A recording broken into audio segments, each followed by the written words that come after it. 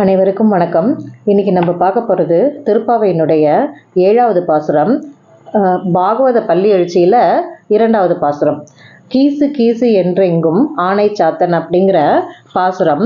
இந்த பாசுரத்தில் ஆண்டாள் ஒரு பொண்ணை எழுப்புறதுக்கு பார்க்குறாங்க. அந்த பொண்ணு கேட்குறா, விடியந்ததுக்கான அடையாளங்களை சொல்லுங்கள் அப்படின்னு சொல்லிட்டு. அதுக்கு இவங்க சொல்கிறாங்க, கீசு கீசு என்றெங்கும் ஆணை சாத்தன் கலந்து பேசின பேச்சரவம் கேட்டிலையோ அப்படின்னு சொல்லிட்டு சொல்கிறாங்க. போன பாசுரத்தில் சொன்ன மாதிரி இந்த பாசுரத்துலேயும் அவங்க பறவைகளினுடைய ஒலியை தான் ஒரு அடையாளமாக சொல்கிறாங்க.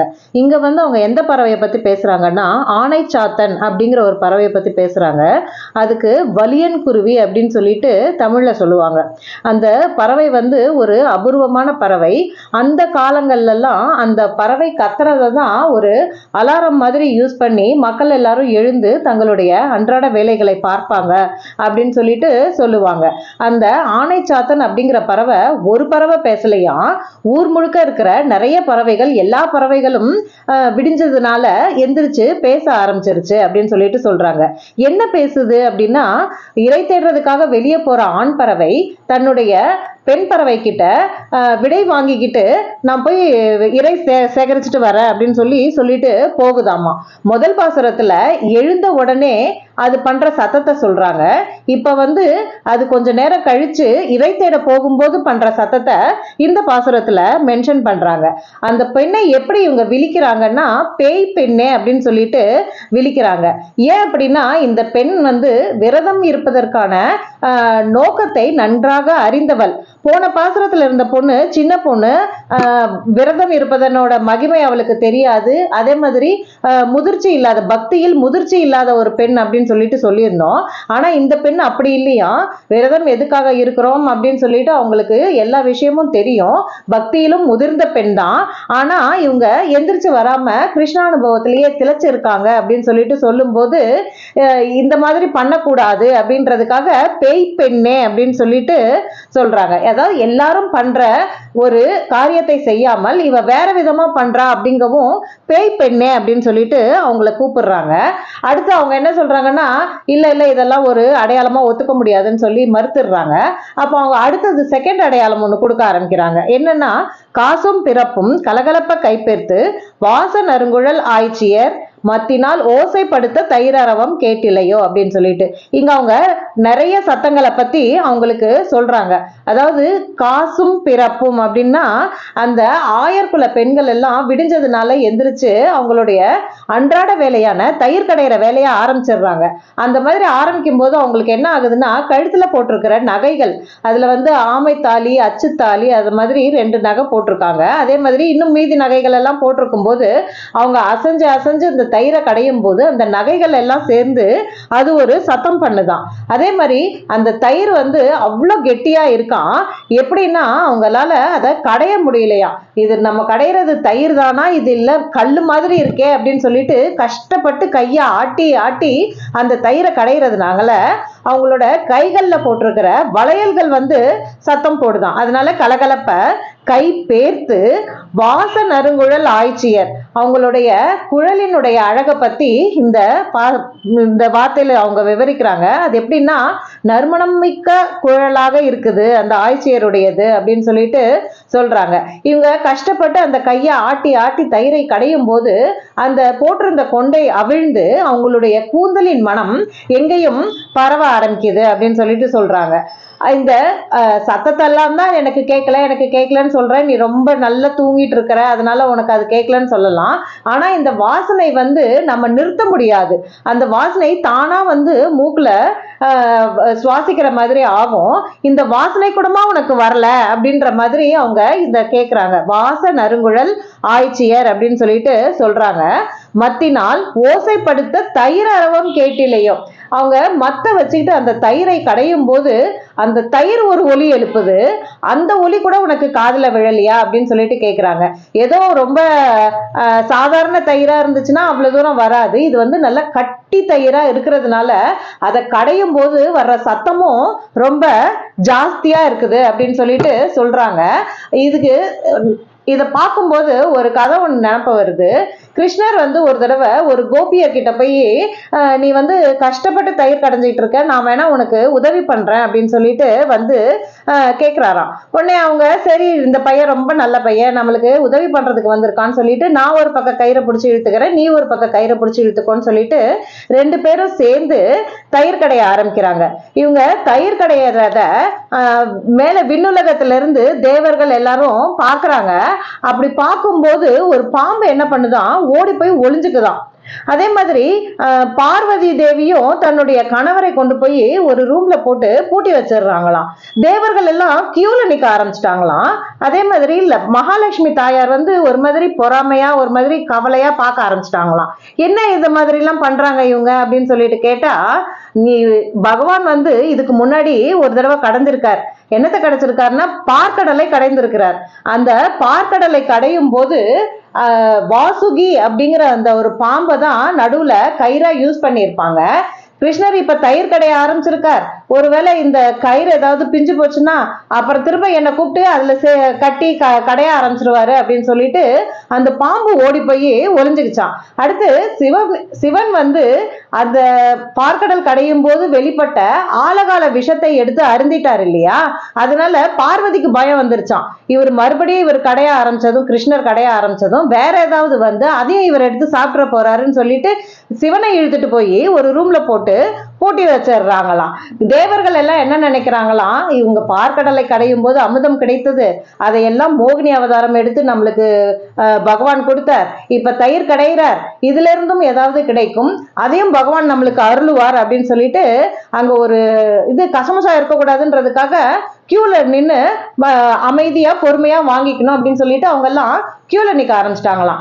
மகாலட்சுமி தேவி பாக்குறா, ஏற்கனவே ஒரு தடவை பார்க்கடல் கடைஞ்சாரு, அதுல இருந்துதான் நான் வெளியே வந்து அவரை மணந்தேன், இப்ப இவர் தயிரை கடைய ஆரம்பிச்சிருக்காரு, இதுல இருந்து யார் வருவாங்களோ தெரியலையே நம்மளுக்கு போட்டியாக அப்படின்னு சொல்லிட்டு அவங்களும் ஒரு மாதிரி ஏக்கமா பாத்துக்கிட்டு இருக்காங்களாம். ஆனா கிருஷ்ணர் என்ன பண்ணாராம், அந்த தயிர்ல இருந்து கட்டியா வெண்ணெய் வந்ததும் அந்த வெண்ணெயை மட்டும் எடுத்துக்கிட்டு ஓடியே போயிட்டாராம். அந்த கோபிகை தான் பாத்துக்கிட்டு இருந்தால, இவன் நம்மளுக்கு உதவி பண்றேன்னு சொல்லிட்டு வந்து கடைசியில வந்த வெண்ணெய் மொத்தத்தையும் எடுத்துட்டு ஓடி போயிட்டானே அப்படின்னு சொல்லிட்டு அவதான் இப்ப கடைசியில ஏமாந்து போய் பார்த்தா அப்படின்ற மாதிரி சொல்லுவாங்க. ஆக்சுவலா அவளை ஏமாறல, கிருஷ்ணரனுடைய பரிபூர்ண அருளை தான் அவ அடைஞ்சிருக்கா. ஏன்னா இவ்வளவு நேரம் அந்த கோபி கூட தான் உட்கார்ந்து அவரு தயிர் கடைஞ்சிட்டு இருந்தாரு. அந்த ஒரு மிகச்சிறந்த அனுபவத்தை, அந்த மிகச்சிறந்த ஒரு ஆசீர்வாதத்தை கிருஷ்ணர் அவருக்கு கொடுத்துட்டு அந்த வெண்ணையை எடுத்துட்டு போயிருக்காரு. எத்தனையோ பேர் வெண்ணெய் ரெடி பண்றாங்க, எல்லார்கிட்ட இருந்து எடுக்க முடிஞ்சுதா, இவகிட்ட இருந்து எடுக்கிறாரு அப்படின்னா இவன் மேல அவருக்கு ஒரு தனி பாசம், ஒரு தனி பற்று அப்படின்னு தான் சொல்லணும். அந்த மாதிரி தயிரை கடையும் போது வரக்கூடிய அந்த தயிரினுடைய ஓசை கூட உனக்கு கேட்கவில்லையா அப்படின்னு சொல்லிட்டு இவங்க கேட்குறாங்க. ஆண்டாள் அதுக்கு அந்த பொண்ணு எனக்கு எதுவும் கேட்கல அப்படின்னு சொல்லிட்டு ஒரேடியா மறுத்துடுறாங்க. என்ன இப்படி நீ பண்ற நீ அப்படின்னு சொல்லிட்டு அவங்களுக்கு கோவம் மாதிரி வந்து நம்ம திட்டுற மாதிரி நாசக பெண் பிள்ளாய் அப்படின்னு சொல்றதுக்கு வராங்க. ஆனா இந்த திருப்பாவை அப்படிங்கிறது ஒரு மங்களம் நிறைந்த ஒரு பிரபந்தம், அதனால இதுல அமங்கல வார்த்தைகள் வரவே கூடாது அப்படிங்கிறதுக்காக அந்த நாசகம்ன்றத நாயக பெண் பிள்ளாய் அப்படின்னு சொல்லிட்டு அப்படியே ஒரே எழுத்தை மாத்தி மொத்தமாவே மீனிங்கையே மாத்திடுறாங்க. இது ஏன் இப்படி நாசகம்னு வரணும்னு சொல்றீங்க அப்படின்னு பார்த்தா, அந்த பாசுரத்தினுடைய எல்லா வரிகள்லையுமே இரண்டாவது வர்ற எழுத்து சா வரிசையை ஒற்றிதான் வருது. இந்த எதுகைப்படி பார்த்தோம் அப்படின்னா அந்த மாதிரி தான் வரணும். ஆனா இவங்க அதையும் மாத்தி நாயக பெண் பிள்ளாய் அப்படிங்கிறாங்க.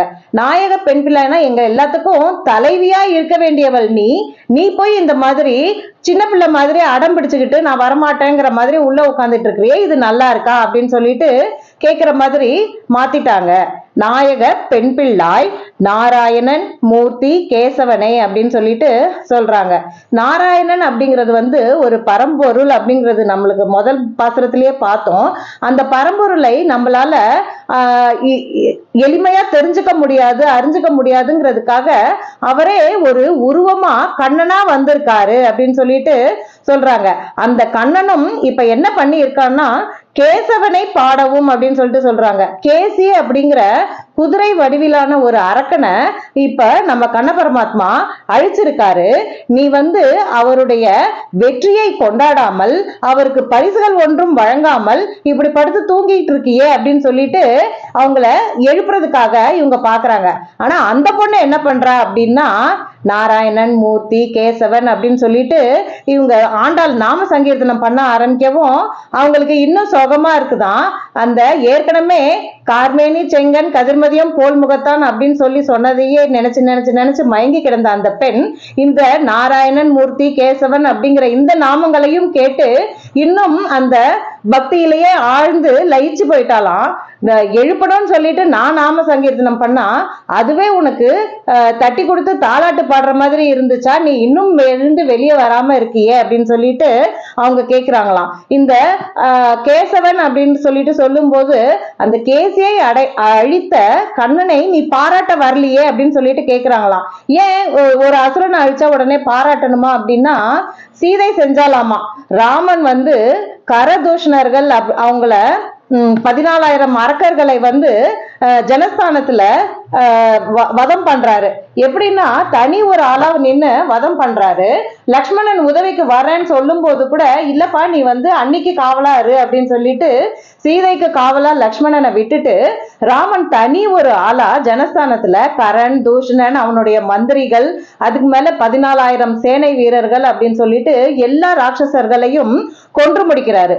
அந்த மாதிரி முடிக்கும் போது சீதை தூரத்துல இருந்து பார்த்துக்கிட்டு இருக்கா ராமனுடைய பராக்கிரமத்தை. அதை பார்த்ததும் அவளால இருப்பு கொள்ள முடியல.